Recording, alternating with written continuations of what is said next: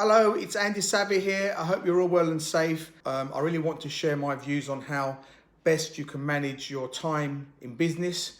And right now, we should all have a lot more time on our hands as we deal with the lockdown and the crisis at hand. However, I suspect that that's not how it's always been. And running a garage business is very complex. However, by focusing on my time management, it enabled me to run my businesses in a far more efficient and effective manner. We are often overwhelmed by the choices and the pressures of today's world. Many people feel that their life is out of control. They are constantly pushed and pulled in so many directions by so many different forces. They are frustrated and don't know how to regain control of their time and their personal life.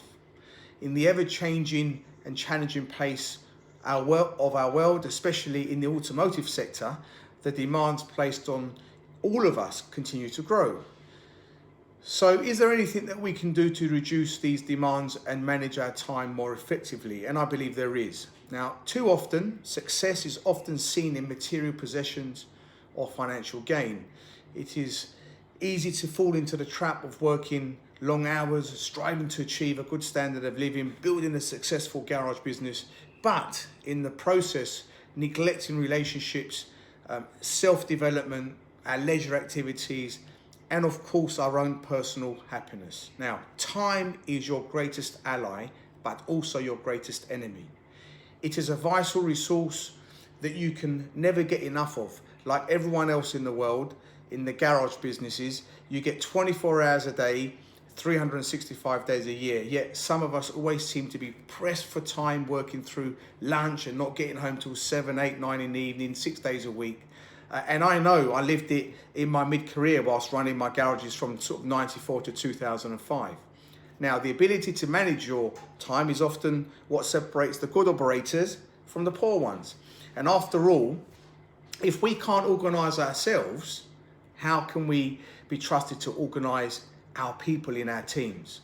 Now, I believe few of us manage time as well as we could. We allow ourselves to get distracted. We take on more work that we know we can't really do. We are just too available to people, and they want us to work over problems they should really be thinking through for themselves, and so on. Now, whilst I was studying for my automotive retail management degree at Loughborough University, I was very lucky enough to be offered the chance to expand my knowledge and education at the Nissan manufacturing plant in Sunderland. Now, it's renowned to be one of the most efficient plants in Europe, if not the world. And it was to go there to learn about a Japanese methodology called Lean and Kaizen.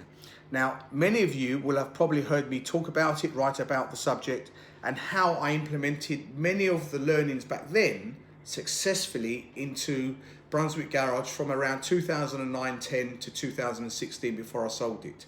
Now, I continue to study the subject in great detail as it remains a passion of mine, and I just can't get enough of this methodology. Now, one of the most valuable lessons I learned straight away, very quickly, was the influence Kaizen had on managing time efficiently and effectively in business. Now, the Japanese, they believe that time is the greatest commodity there is, and who would argue against their theory?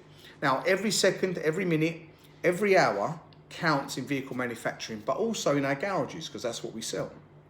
Now, the Japanese also believe that there are 4 specific managerial types. There's operational timing, when you're trying to run the garage from the workshop floor.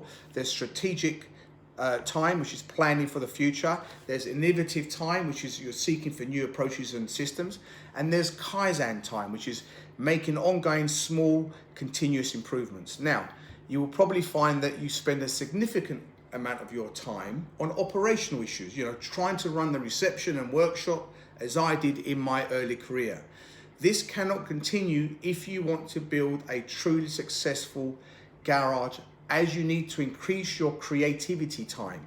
You have to identify the operational activities that could reduce in order to allow you to do this. For example, you could delegate more of your work. the Japanese believe that senior managers should only spend more than about 25% of their time on operational issues. The rest of their time should be spread across the other three categories. Now, it's obvious the more time you spend on operational issues, like trying to do everything for everyone and everything for everyone, you'll have less time spent working creatively, and this will reflect in poor time management planning. Now remember, the only way to manage time successfully is to set yourself realistic schedules and stick to them. The way I spent my sort of time determined my overall performance, and this in turn had a massive effect, or a positive effect, on my team. Look how you currently spend your time, highlight areas where you could improve. And by keeping a diary of what you do during a typical week will allow you to look back and reflect on what you have been up to. And again, one of the early lessons I learned is if you don't measure anything, you cannot manage it. The key to success at work is knowing the difference between what is important and what is urgent. And what I see often is important is too often squeezed out by the pressure of urgent but less vital matters. You need to reallocate your time to important issues. Ask yourself, is this the most useful thing I could be doing right now? Focus on tasks that are important to you and you will be in a far better place. You also need to establish some core values and focus on them to motivate you. Ask yourself what is important about your work and your garage businesses. Now, there's common motivating values that, delivering customer satisfaction, career success, recognition, helping others, and of course the financial rewards. Now, common myth is that the results you achieve are directly related to how hard you work. However, more often, greater effort does not always equal greater effectiveness and increased business performance. Take workshop performance. All the techs seem to be working very hard, only to find ourselves that we only sell half the hours we have available. Now, this is an area I'm extremely passionate and knowledgeable about. And in fact, I can speak all day about what measures can be implemented to improve the ability for you to sell more hours, or time as I call it. It would also be helpful to know when to switch off. And this is vitally important because it will keep you motivated and energized. Otherwise, you will feel like your head is buried in the sand all the time. And this increases your stress levels, which we don't really want. You need to monitor and review your time at work and make sure you are working efficiently. Now, I broke down my tasks into little manageable sizes and scheduled them accordingly. And I used the daily sheet to identify my key priorities, my meetings, deadlines, etc. For example, one of the things I used to do, if someone wanted to come and see me for a meeting, I would try and avoid times of between 8 a.m. till 11 a.m. and about 4 to 6 p.m. as these were the busiest times in my business and probably in your garage businesses too. I also encouraged and empowered and delegated my team to make their own decisions rather than referring every issue to me. I employed them, so I needed to trust them. There is not enough time to deal with all the issues in the day-to-day running of a garage. It's impossible. Now, being effective in business doesn't always have to mean being continually busy. If you're running around all day, you'll have no time to think. You've got to go to work on your business rather than in it.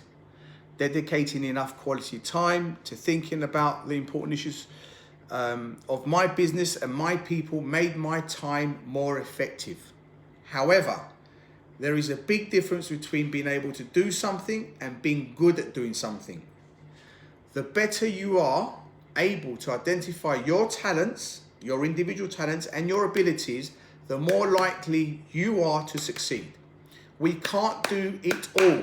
Each of us can do some things better than others, and they in turn can do some things better than us.